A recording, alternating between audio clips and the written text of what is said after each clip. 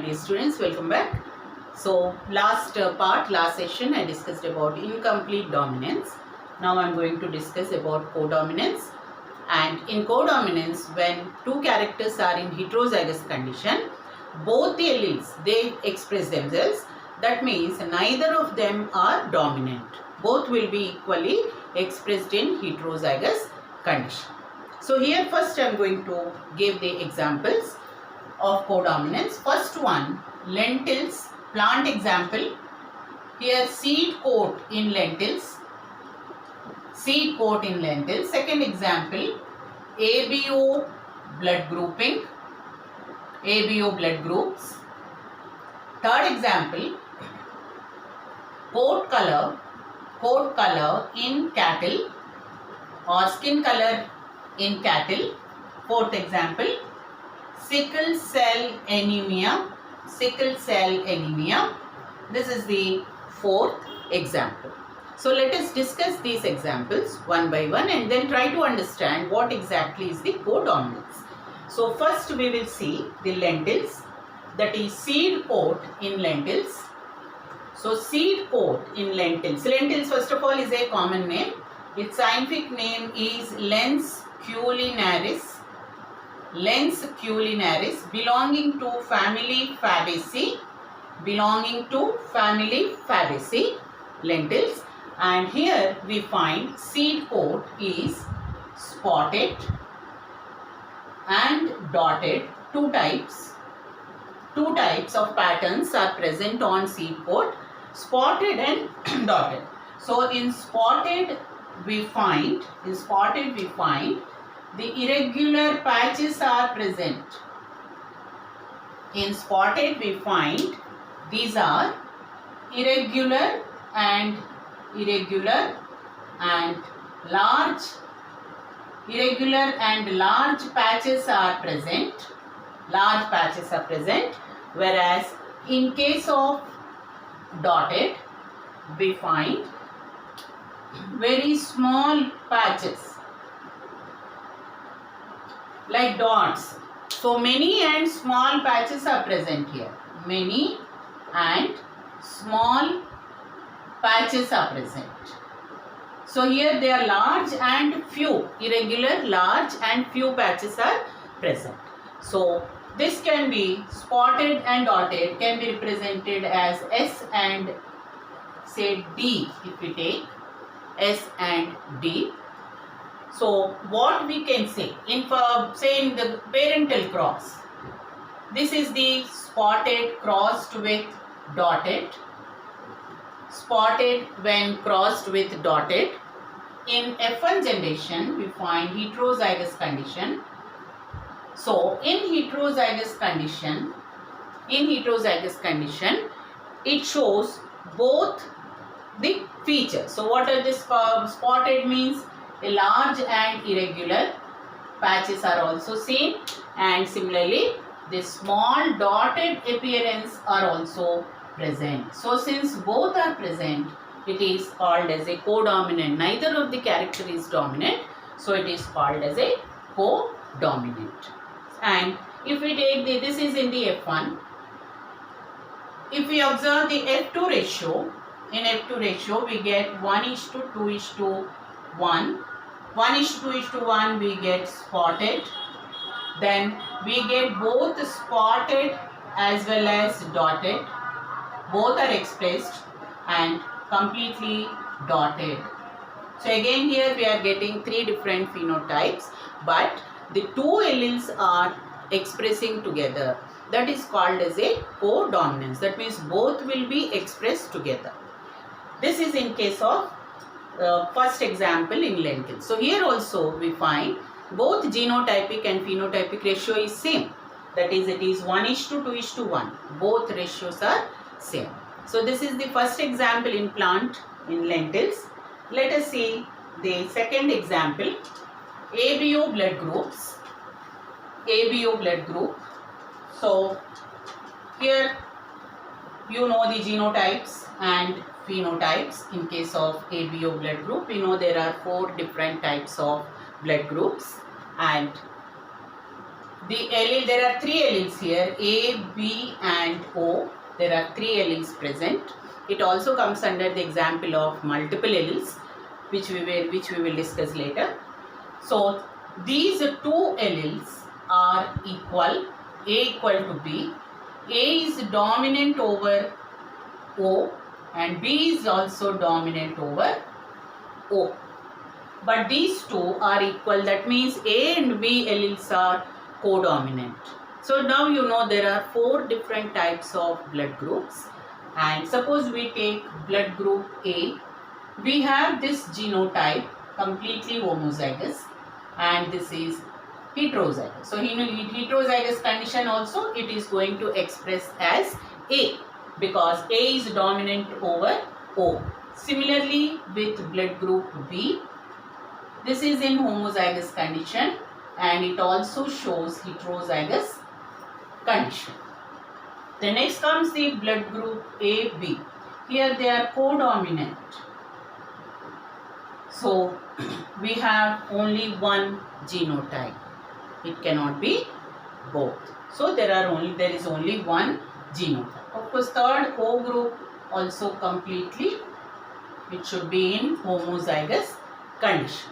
So here we find 6 different types of genotypes. There are 4 phenotypes and 6 genotypes. So here A and B are said to be codominant. They are examples of codominant. Now the third one we will see, next example of codominance is coat color in cattle. Coat color or skin color. Coat color or skin color in cattle. Skin color in cattle.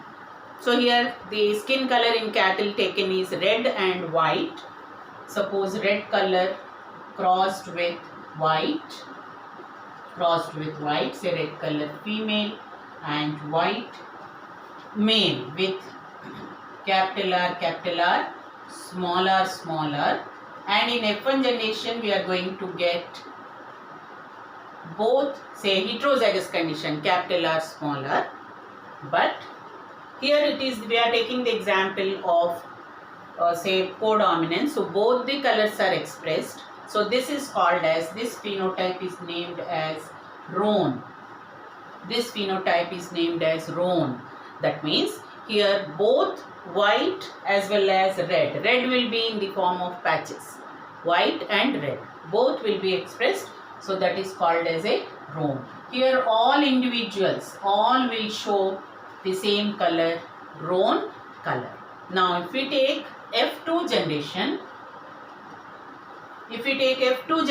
so F1s are crossed in F2 generation. Suppose the RR crossed with RR, roan color, female and male, roan color. We know we get 1:2, 2:1 ratio. We get 1:2, 2:1 ratio. So this is red color, roan color and completely white color. So red color female, similarly roan color female and white color male is obtained. So here both are expressed and this is called as a roan color. So here also we find both genotypic and phenotypic ratios are same. Now let us see the last example, that is sickle cell anemia. Last example, that is fourth example, sickle cell anemia. So we know sickle cell anemia is a genetic disorder caused by point mutation where there is a change in one nucleotide. So here the amino acid glutamic acid is replaced by valine. In the individuals which show sickle cell anemia, the amino acid glutamic acid, this amino acid, it is replaced by another amino acid called valine. So this causes sickle shape of RBCs. RBCs normally will be elliptical in shape, but now after this disease, they become sickle shaped. Sickle shaped. So when they become sickle shaped, they inhibit the oxygen transport. So such cells cannot transport oxygen. So such individuals face severe anemia. So let us see how this is expressed, sickle cell anemia, and how we can give it as the example of codominance. So here we can take two alleles, one is normal is A, sickle is S, A and S. Suppose we take A and S. In one genotype, suppose we take, this is the genotype with both capital A, that means these individuals are completely normal, and when they cross with sickle cell individuals in homozygous condition, they cause sickle cell. So sickle cell individuals, these are completely affected, and we find this genotype heterozygous condition. This is a codominant. In sickle cell patients, completely all cells will turn into sickle shaped. All RBCs will turn into sickle shaped. Normal individuals, they are totally unaffected. In heterozygous condition, we find some of the cells only they turn into sickle shape. So otherwise phenotypically these individuals will be normal. They do not show any anemic conditions. They are normal, but when the cells are observed, these cells, some of the cells, they show sickle shape. So this is the normal condition. So here both will be expressed. How we can give the example of codominance is, here these cells will have both RBCs, and say normal shaped RBCs are present, and also sickle shaped RBCs. Both will be present in the cells. Normal shaped and as well as sickle shaped, both will be present. Both the types of cells will be present. So this is, we give the example of codominance. So it is a dominant condition where they are normal, and sickle cell disease is seen when completely it is in homozygous condition. Otherwise these are called as carriers. If it is in heterozygous condition, these are called as carriers. Okay, this is what is the example of codominance, sickle cell anemia. Sickle cell, of course, we have other examples also apart from codominance. We will see where else we can understand the sickle cell anemia. In subsequent topics when I discuss, I will tell you where else the sickle cell anemia also is seen. It is given under example of pleiotropy also, and lethal genes also. So pleiotropy, lethal genes and multiple alleles, these we are going to discuss in the next session. So this is what is the sickle cell. Now last type of interallelic interaction. Till now I completed incomplete dominance, I discussed few examples. Similarly, I also discussed codominance, the few examples of codominance. Now the third type of interallelic interaction, is called as heterodominance. Heterodominance, or this is also called as overdominance. Heterodominance, or this is called as a overdominance. This is also slightly modified phenotypic expression. The ratios will be same, but slightly modified phenotypic expression. That is called as a heterodominance. That is, in heterozygous condition, the individuals will be expressing much more than the normal parents. They can be in terms of size or in terms of vigor. Vigor means their ability to do work, their efficiency, or any other, their rate of growth, all this, their functional aspects come under vigor. So size, in terms of size and vigor, the heterozygotes can show much better phenotype. It is called as extended phenotype or much better phenotype compared to both the parents, whether it is a homozygous dominant parent or if it is homozygous recessive parent. This is generally found in case of animals. In case of animals, especially the animals which are grown for their any commercial value, like for example sheep or cow or the other animals which are required for the commercial purpose, this particular character is introduced. So if it is in heterozygous condition, it is found that their ability is more, sometimes size is more. Another example is found in case of, again here the example of sickle cell anemia is taken. Second example, one example can be taken for animals. Second example, in the patients of sickle cell anemia. Here we are considering only heterozygous condition. We are not bothered about what is homozygous homozygous dominant, which are completely normal, and homozygous recessive, they are affected by sickle cell anemia. But those which are in heterozygous condition, the individual which are in heterozygous condition, they show much better characters compared to the either of the individuals which are in homozygous condition. So what is that better character? It is found that these individuals are resistant to a type of malaria called as falciparum malaria, caused by another species of Plasmodium. It is caused by Plasmodium falciparum. Plasmodium vivax is another type of species.